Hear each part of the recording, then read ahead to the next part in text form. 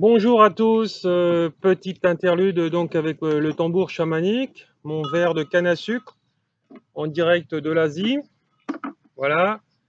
Alors, où il fait bon vivre, hein, mieux qu'en France et certainement mieux qu'en Europe. Voilà. Vu qu'il n'y a pas de taxes ici, donc voilà. En tout cas, moins qu'en France et en Europe. Alors aujourd'hui, nous allons voir donc la schizophrénie et le monde hospitalier. J'ai reçu un message il y a 2 jours maintenant d'une infirmière canadienne.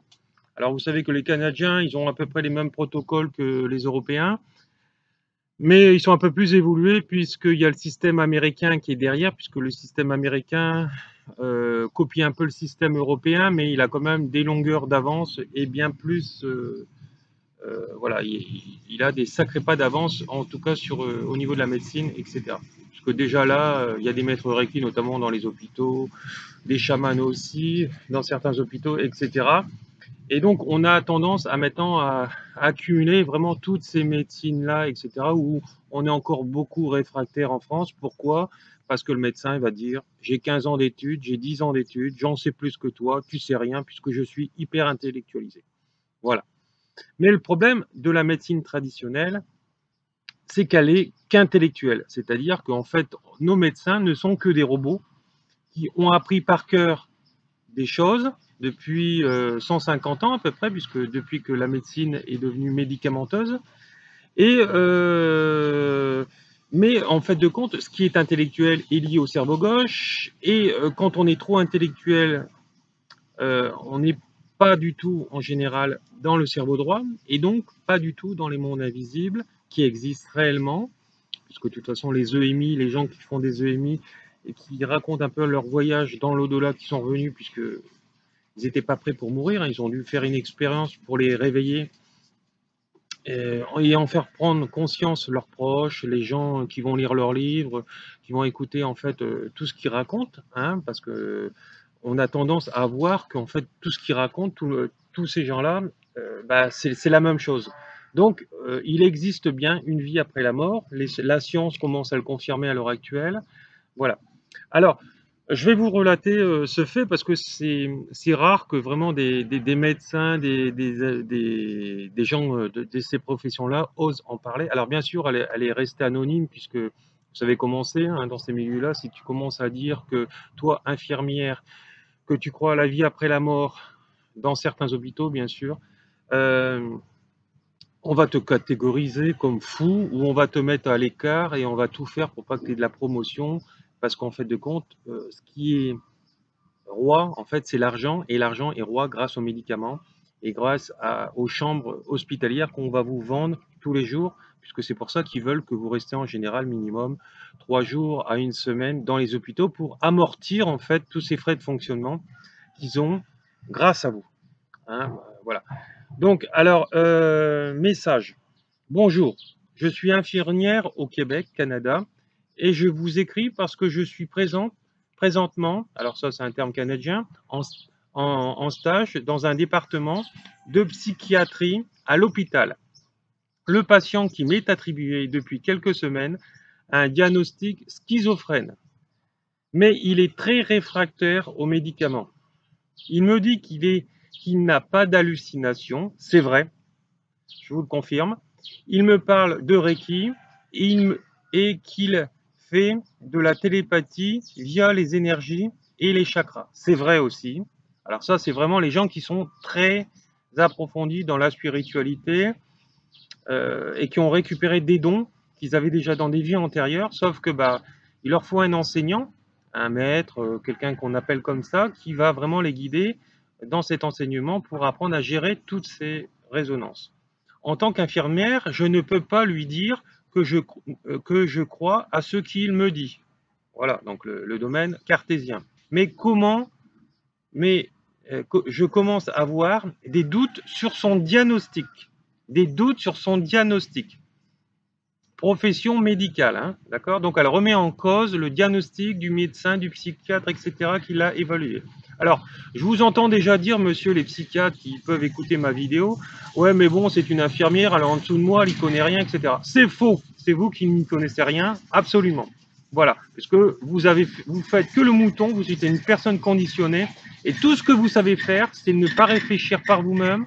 Vous savez que euh, répétez ce que vous avez appris, mais vous n'êtes pas dans une conscience où vous pouvez voir où est la vérité du vrai et du faux.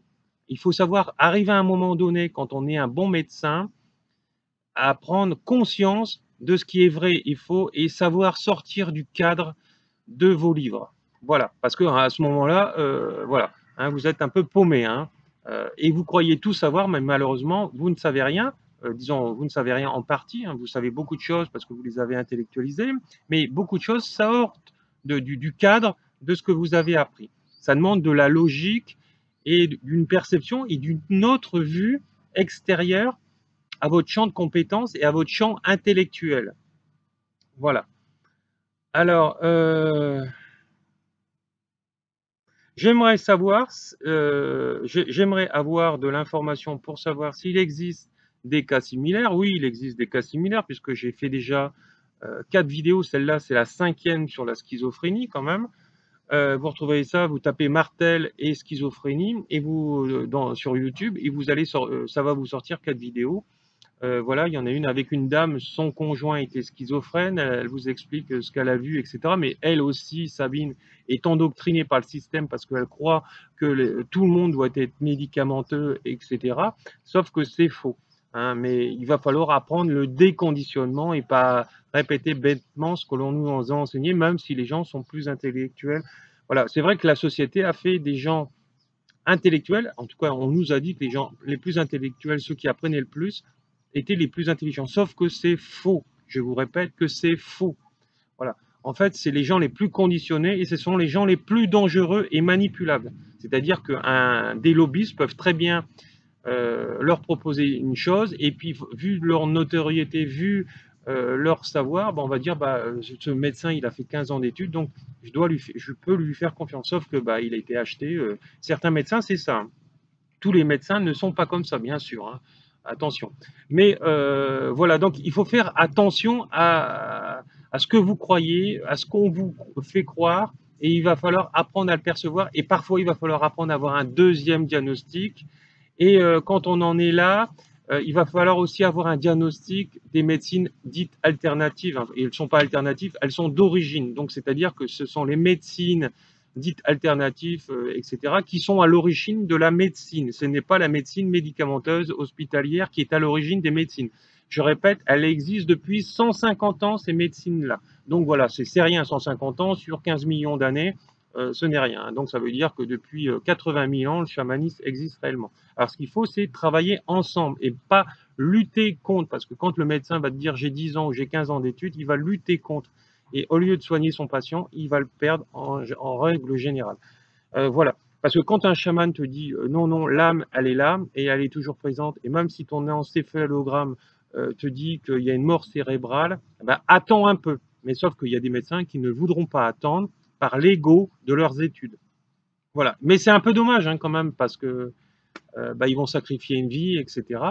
Mais c'est comme ça. Après, vous pouvez rien contre, puisque c'est eux qui ont en charge le patient, et s'ils veulent pas entendre, eh bien, ils veulent pas entendre, etc.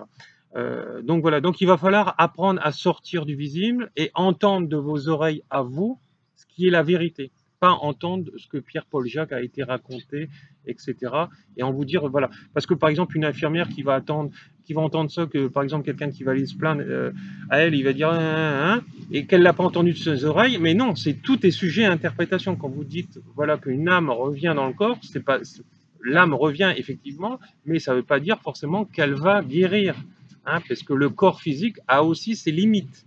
Hein, s'il est trop endommagé et que la programmation où il y a eu un suicide, la programmation est de mourir, ben, vous ne pouvez plus vivre. Donc l'âme, même si elle est là, elle arrive à un moment donné, elle va devoir lâcher et partir. Parce que l'âme peut guérir le corps, à condition qu'elle veuille le guérir. Hein. Si elle est dans le fataliste, dans la dépression comme certaines personnes, peuvent avoir, bah, elle va se laisser mourir, etc. Donc voilà. Donc, oui, effectivement, donc c'est des gens qui sont lucides. Alors, c'est ce que je répète sans arrêt. En fait, les schizophrènes, en fait, ce sont des gens qui sont éveillés, qui l'ont été dans des vies d'avant, mais il aurait arrivé quelque chose, des traumatismes psychologiques en fait dans cette vie. Et au lieu d'être guidé par un parent qui était aussi éveillé qu'eux, voire même plus, ils se retrouvent démunis de tout. Donc en fait c'est ça. Et donc vu que leur chemin c'est d'être médium, d'être guérisseur, etc. Et que la souffrance elle est supérieure à leur état de libération, ben, ils vont déclencher en fait tous ces mots. Alors c'est pour ça que quand on entend des voix, etc., moi aussi j'entends des voix, mais je vais certainement pas le dire à un psychiatre ou un médecin, etc. Moi quand je suis avec mes patients, etc., ou que je fais de la médiumnité, que je dis les choses, c'est pas moi qui les invente, hein. J'entends des voix effectivement qu'on me parle. Alors attention qui vous allez voir, parce que même dans les médiums, il y a des gens qui canalisent le bas astral, j'en ai vu donc au Canada, qui vont aller en Guadeloupe prochainement, et qui canalisent le bas astral, qui canalisent les entités du bas. Donc il faut faire attention, justement je vais en faire une autre vidéo sur ça, puisque en fait de compte, les entités du haut comme du bas, parfois les entités du bas manipulent les médiums pour passer de faux messages. Donc c'est pour ça que le médium, il va falloir qu'il soit en haute vibration, etc. Alors comment vous le voyez? C'est simple. Le vrai médium, il va avoir que des pensées positives en grande majorité. Il va transmettre des messages d'amour et il va jamais vous reprocher ah oui, mais tu aurais dû me dire ceci, que tu étais en train de préparer un concours ou un examen, etc. et que j'étais ta meilleure copine. Ça, là, c'est des médiums parce que ça existe. Ça, c'est un fait réel que je suis en train de vous dire. Une dame que j'ai eue en consultation hier en webcam, qui me disait que sa meilleure amie médium, etc.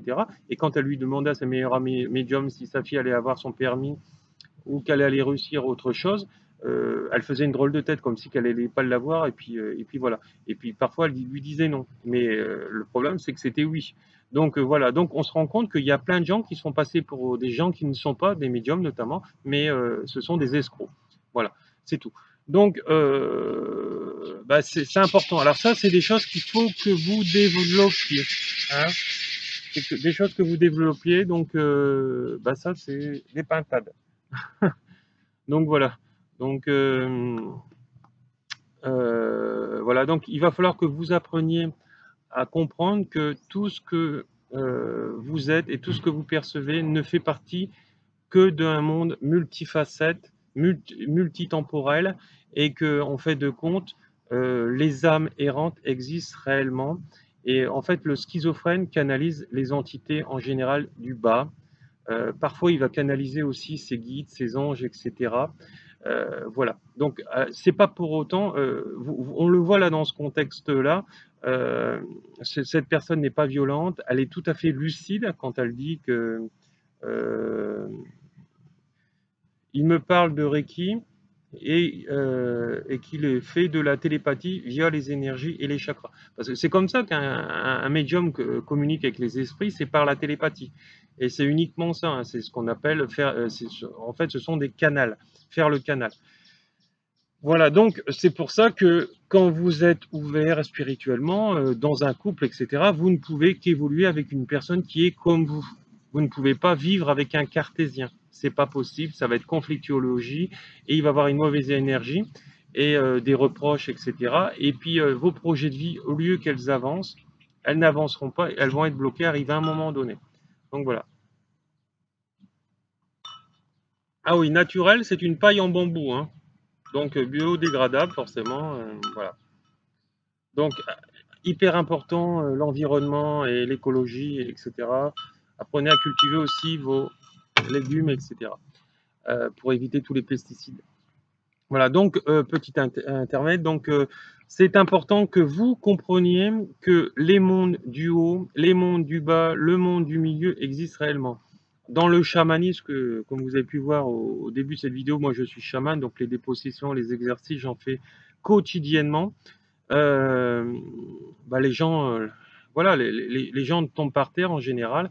Et en fait de compte, pourquoi? Parce qu'en fait, ce sont des empathes. Mais le problème d'un empathe, quand il a eu une vie assez dure, qu'il n'a pas compris et qui s'est laissé engluer dans sa souffrance en percevant que c'était l'autre le problème et pas moi, euh, eh ben, il attire à lui en fait des entités qui sont dans des seuils vibratoires, etc. J'ai eu aussi une dame hier qui me disait, qui m'avait envoyé un mail, je sais pas, je vais essayer de le retrouver, parce que là je viens d'y penser. Elle me disait qu'elle avait 21. Euh,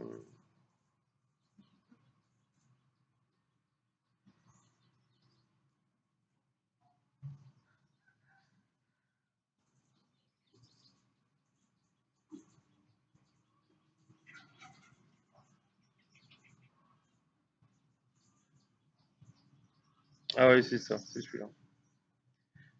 Donc, elle s'appelle comment, cette dame? Ah non, c'est un monsieur. Marc, c'est Marc. J'ai écouté votre vidéo sur le chamanisme et la psychiatrie, et cela m'a interpellé. J'ai été initié en franc-maçonnerie. Alors, donc, vous voyez, la franc-maçonnerie, je rappelle, tout ce qui est franc-maçonnerie, c'est un pacte avec le diable. Uniquement des pactes avec le diable, avec l'obscurantiste, avec le malin, etc. Alors, les énergies négatives liées au diable, alors il faut savoir que tous nos politiques font partie de la franc-maçonnerie. Donc, ils font culte, allégeance au diable. Donc, voilà. Euh, Cela m'a interpellé. J'ai été initié à la franc-maçonnerie le 2 avril 2013 et depuis ma vie a basculé. C'est comme si mon corps astral était attaqué continuellement. J'ai été 7 fois à l'hôpital psychiatrique, 8 psychiatres différents et essayé 11 sortes de médicaments. Rien n'y a fait. Donc vous voyez, rien n'y a fait. Donc heureusement qu'il n'a pas été hospitalisé de force euh, parce que sans ça, si vous êtes hospitalisé de force, votre vie, vous risquez fortement de mourir là-dedans. Alors, un conseil, si ça vous arrivait ou il y a des proches qui arrivent, prenez un avocat et sortez-les de là-dedans. Absolument, parce qu'ils vont devenir encore plus fous qu'ils sont et encore plus malades. Donc, j'ai été initié au premier et au deuxième degré donc, de franc-maçonnerie. Je suis certain à 100% qu'il y a un lien. Un an, pratiquement jour pour jour, après ma première initiation, j'ai commencé à ressentir des phénomènes, des tortures. Quand j'ai questionné un frère, donc c'est un mec qui fait partie de leur communauté, sur ces phénomènes, il m'a dit de ne plus le rappeler. Donc voilà, donc il était au courant. Depuis, j'ai l'impression d'être entre la vie et la mort. C'est un combat de tous les jours. Depuis 5 ans, j'ai vu des prêtres, des médiums, des consacrés. Alors, prêtre, il faut être prêtre exorciste pour arriver vraiment à le défaire. Et encore, j'ai appris récemment, parce que j'ai une de mes clientes qui m'a appelé, elle m'a dit que son prêtre n'avait pas arrivé à l'exorciser. Des personnes consacrées, et pour vous, etc. Pouvez-vous m'aider? Alors, je lui ai répondu que oui. J'ai beaucoup de résilience parce que malgré les phénomènes, j'essaie de reprendre une vie normale. Je vis dans l'angoisse constante, j'ai des blessures invisibles. Avez-vous une idée de comment je pourrais guérir ces blessures qui ne se voient pas et faire cesser ces phénomènes? On ne m'a jamais rien expliqué ni averti de quoi que ce soit quand j'étais en maçonnerie, en franc-maçonnerie, hormis une fois, un homme que je ne connaissais pas est venu me voir et me dit que j'étais mon pire ennemi. Bah ouais, ça c'est normal, tu étais ton pire ennemi. Tout le monde est son propre pire ennemi. Il n'y a que nous-mêmes qui nous autorisons à nous faire du mal. Si on le laisse l'autorisation à l'autre de nous le faire. Donc c'est encore une question de perception, c'est pour ça que j'ai une maîtrise en PNL et que je maîtrise vraiment bien les choses. J'ai besoin d'aide, s'il vous plaît, merci énormément, et au fond du cœur, et du fond du cœur. Donc voilà, donc encore un deuxième exemple, hein, voilà, de ce que peuvent faire les ravages voilà, de notre monde, puisque quand vous faites allégeance quand vous faites allégeance donc au noir, vous recevez le noir et puis forcément vous vous faites plomber par les entités du bas astral. C'est pour ça que j'ai dit il y a quelques années donc à mes chefs quand je travaillais dans l'administration qu'ils ne profiteraient pas de leur retraite parce que je les ai tous vus mourir avant qu'ils en profitent. Parce que c'était pareil, ils ont fait allégeance aussi à ces mondes-là.